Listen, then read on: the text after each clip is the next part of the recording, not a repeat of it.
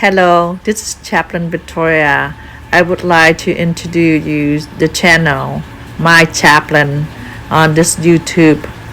This first series we focus on My Hospital Chaplain, and in this series we will cover many topics related to hospitalization and why you need spiritual care and what's the role of hospital chaplain when you stay in the hospital, companionship and compassionate presence from the chaplain, and also our active listening. We hope to hear from you, and we are there for you during the journey, during the time of your reflection, the time that you need somebody to be with you. And I'm so glad to be there, to be with your family and with you during the time of healing, the time of transition. Good morning, ladies and gentlemen. Today, I would like to explain to you the role of hospital chaplain. Chaplaincy service in the hospital is inside the Department of Spiritual Care. And I am a chaplain in the hospital over the past 10 years. Now, I want to introduce to you the role of the chaplain in the hospital, and that we have to explain to you why you need a chaplain when you're in the hospital.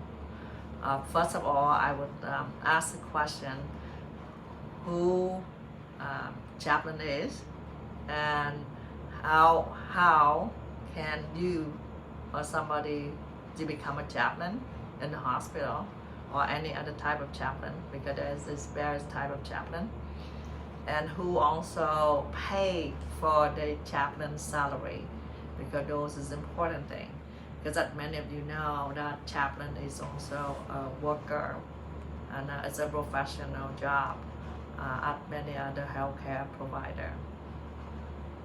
So chaplain have to have at least a master degree in divinity or theology or any other study field.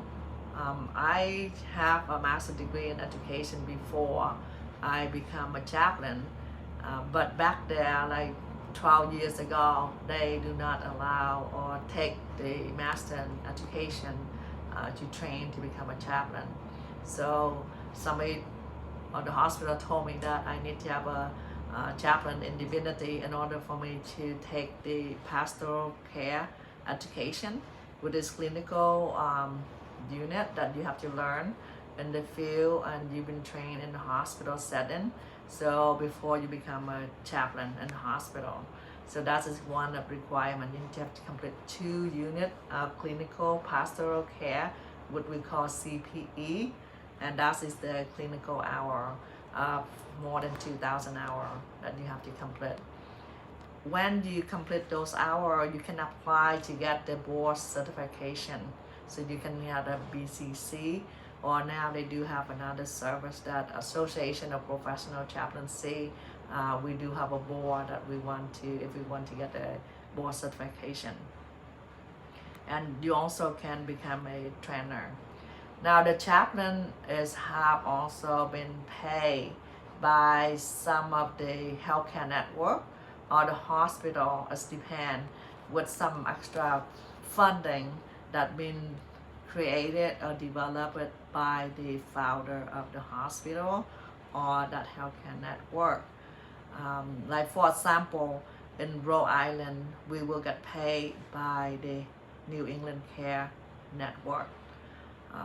So chaplain is also, that we'll run into the later on about how to advocate for the patient from the chaplain perspective, or from the patient will have concern about like whether if I get paid out or charged by the chaplain to my healthcare or my insurance or my Medicare.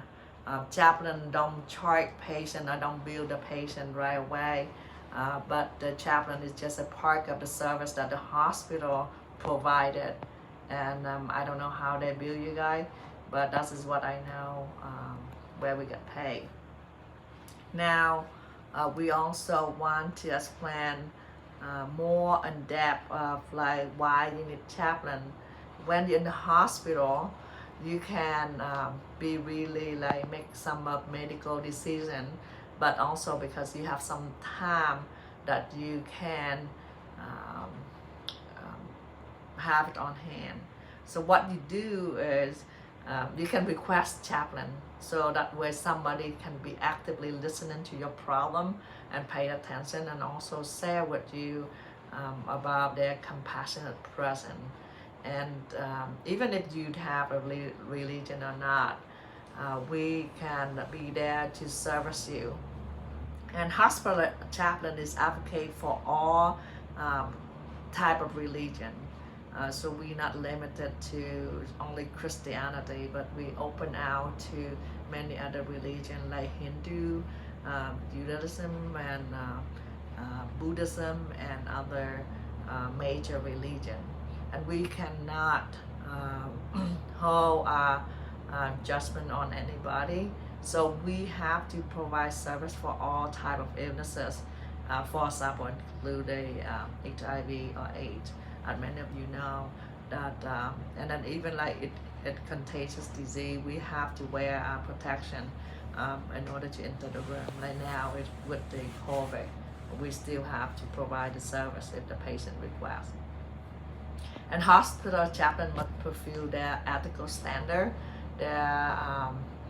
This is important because they some are decision making about like body donation, and they withdraw at the end of life for the life support, and those things we have to abide by ethical standard, where we can join the committee and provide a education and an idea of like where you can make that decision on your own.